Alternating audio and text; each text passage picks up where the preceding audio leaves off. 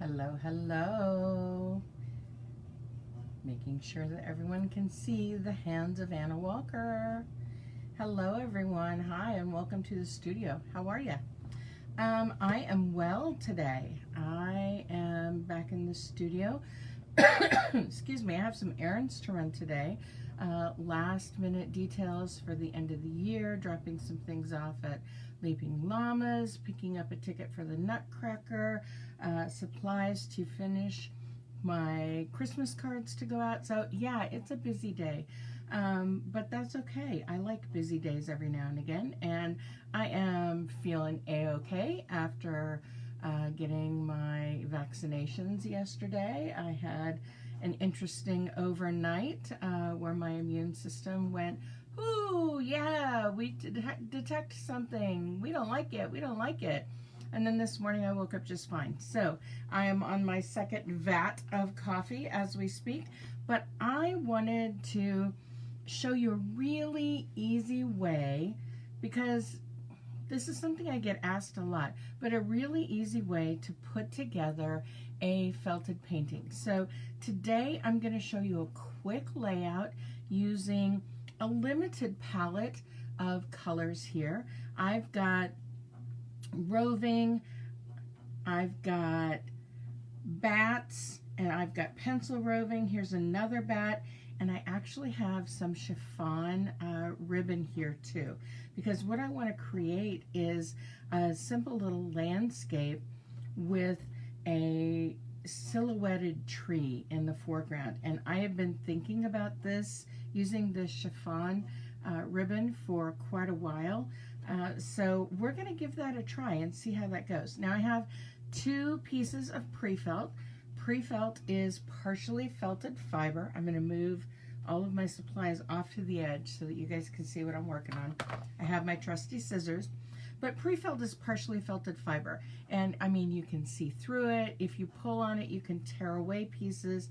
Pre-felt is lovely for creating cutout shapes to give you a more defined line.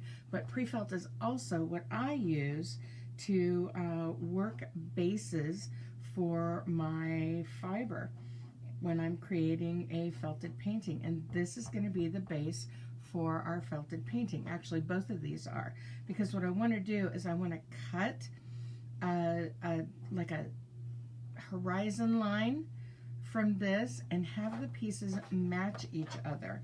So I'm just going to come in and see where the scissors take me. I'm not worried about being particularly spot on, but I want to have the white be my area for the sky, and I want to have this mossy green be my area for the ground. And you can see by cutting those two pieces together, I can create that horizon line quite easily.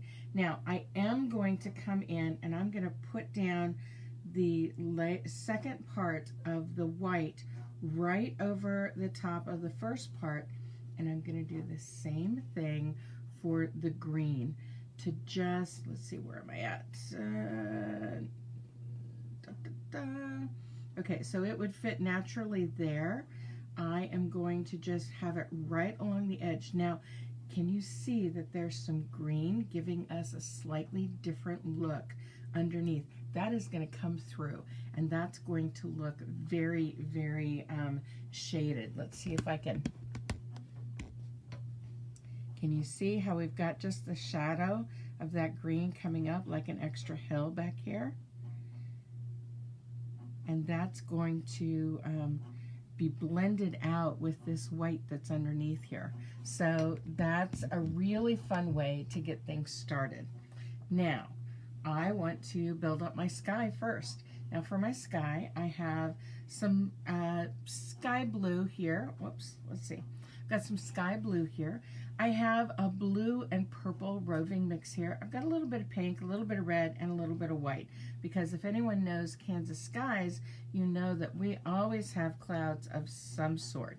And while the white background for our sky is going to give us that feeling I want to come in here and I'm going to be laying out the sky horizontally. I'm going to lay out the ground, the land, vertically. And I am just making sure that I've got a nice little overlap for the sides. When I wet this down tomorrow, and that'll be the second part of this project, I'll complete it tomorrow when we are on our live, and we'll wet it down and we'll see what it's looking like, and we'll, you know, continue on from there. But for right now, I just want to build up this nice blue background here. Pardon me. And you can be as thick or thin as you want. Personally, I prefer a layout of a thinner bit of fiber so that I can play with the blending of colors a little bit more.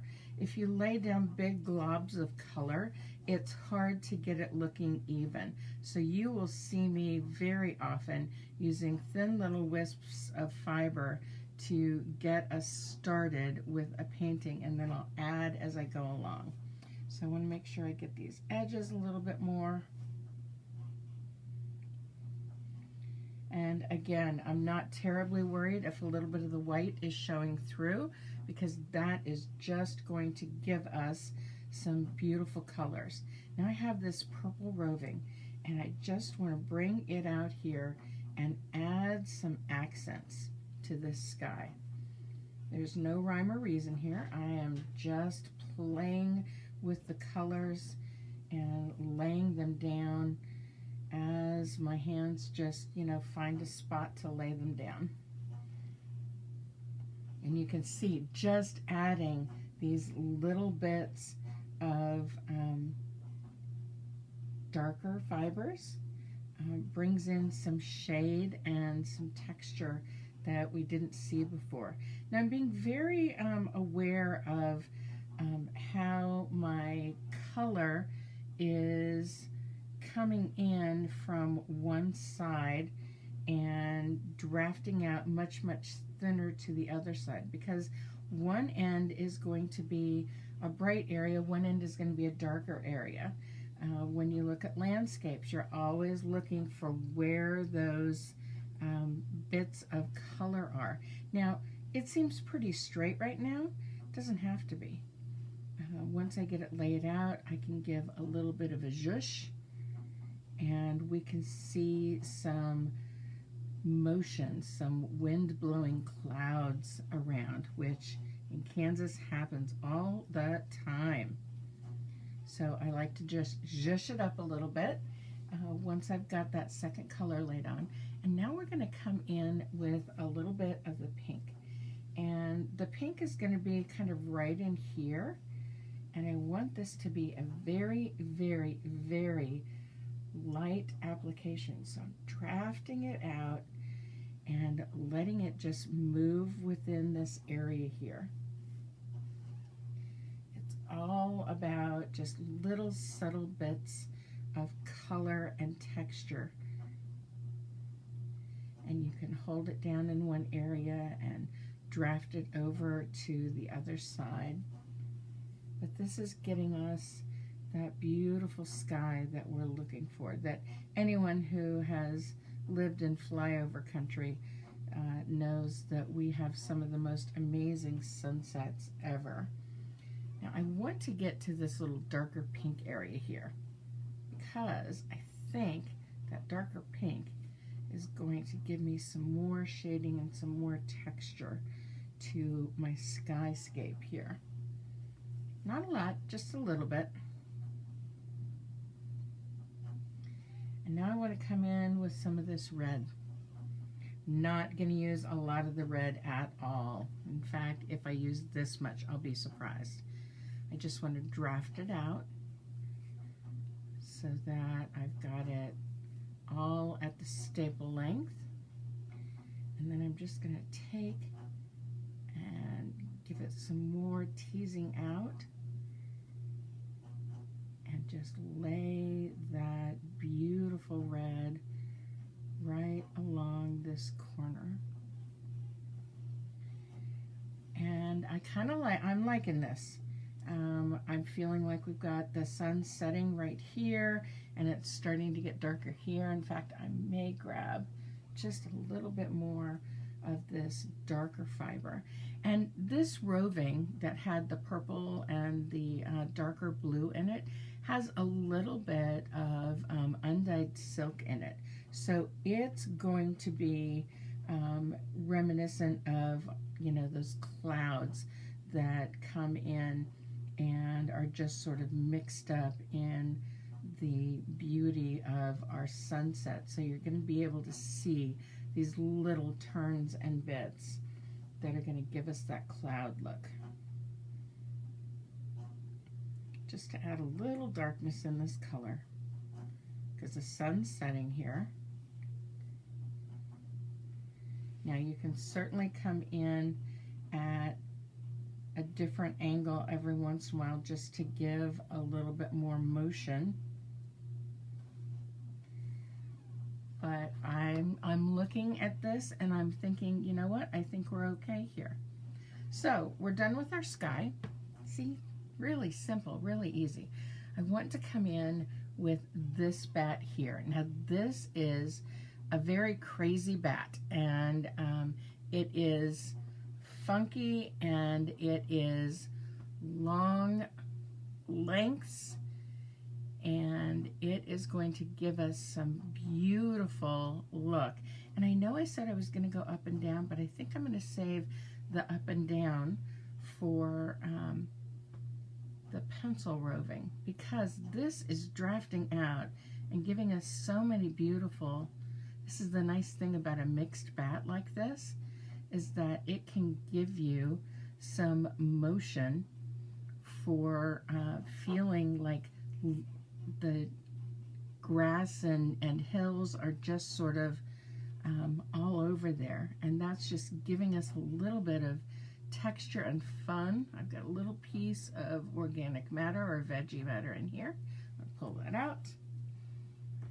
And I kind of like that. That's giving me a really nice bit of movement there, and a little bit of a darkness in these other areas.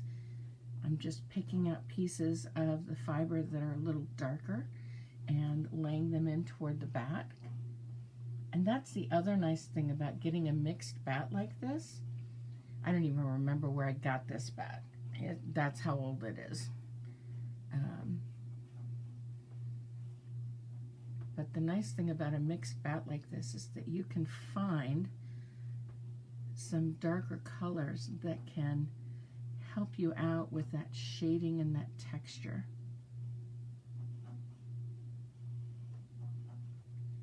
And I'm liking this, and I'm looking up at the sky here, the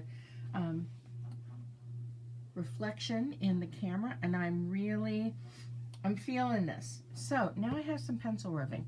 I'm not exactly sure what I'm doing with the pencil roving. I'm just going to play for right now.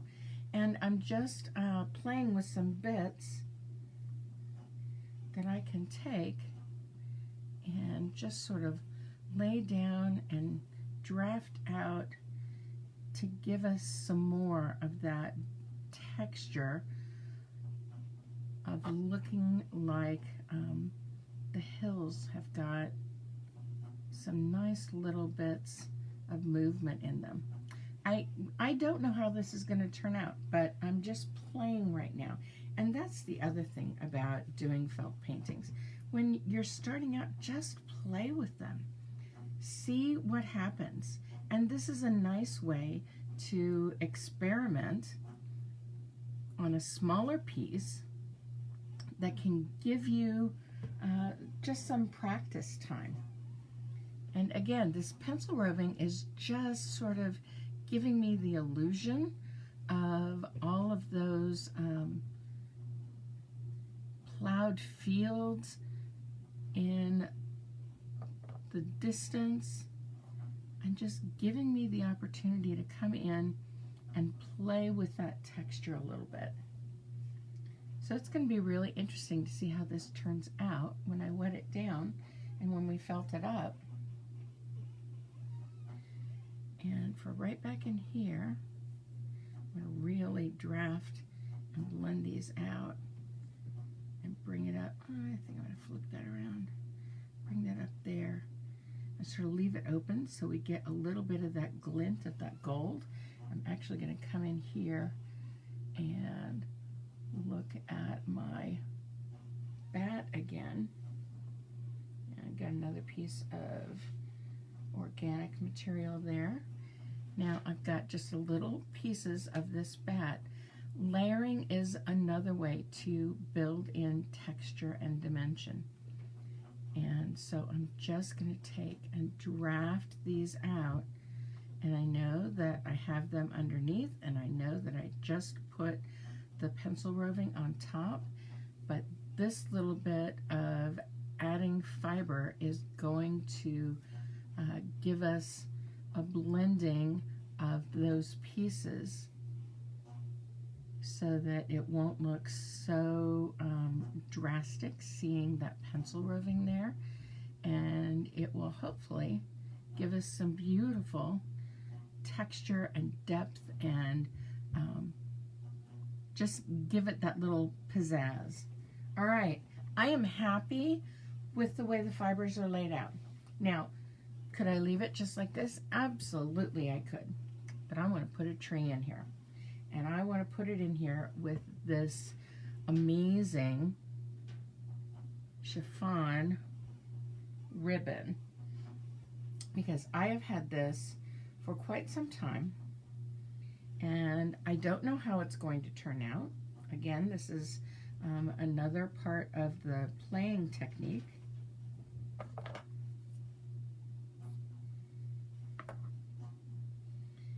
And I'm just overlapping it in different areas. I'm just building in a little bit of a silhouette of a tree.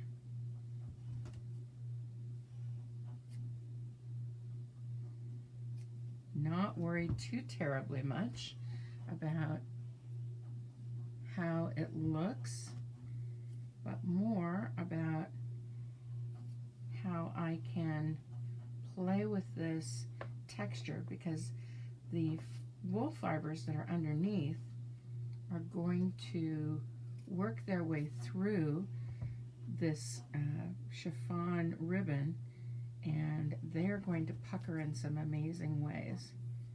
And I just want to play with that textural aspect a little bit. And if it twists around, it twists around. I'm okay with that. So we've got, you know, a very, you know, basic sort of tree here. And I am laying a little bit of fiber over in some different areas and a little bit of this texture coming through. And my hope is that this texture, when we wet felt this, is going to give us an amazing look. And now I have just this little bit left here. I've got plenty of it over here next to me, but I want to find a way to get some thinner little branches coming off. And so I'm just going to split this down the middle, sort of. Again, not worrying if it is perfect, just going for some texture here.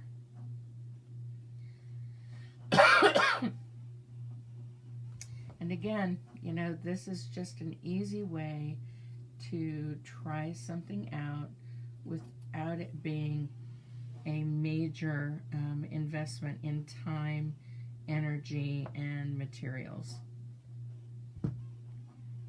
So I'm just going to take and sort of twist that a little bit.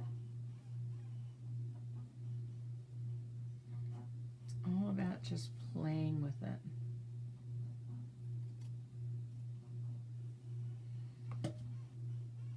Let's get this one right here. This is where having a nice pair of scissors helps out tremendously. I'm going to take and I'm going to split this one a little bit more right here at the end. I have always been fascinated by trees, and I just love looking at them and seeing how they come together. All right, I am thinking, just take a look, and yeah, I'm thinking we're okay here. Maybe I'll take this one.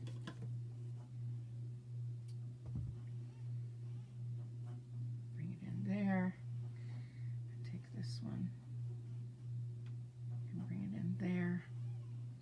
It's just a matter of playing with it until you've got a design and a look that appeals to you. What we've got here. This one's just a little wonky. And I don't.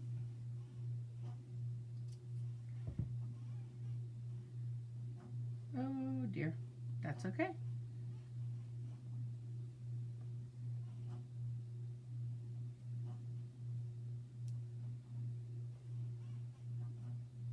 All right, I'm just feeling, because I want to make sure that I've got a nice even amount of fiber in all the areas and it feels good. There's our background there. We can move that branch down a little bit. Okay, I think we are good to go. All right, so that is our easy landscape layout. It took us, what, 15-20 minutes? I will come back with you tomorrow and we'll see the next stage of this and see how it turns out. So have a great Tuesday. We will see you tomorrow on What to Felt Wednesday. And same time as usual. Actually,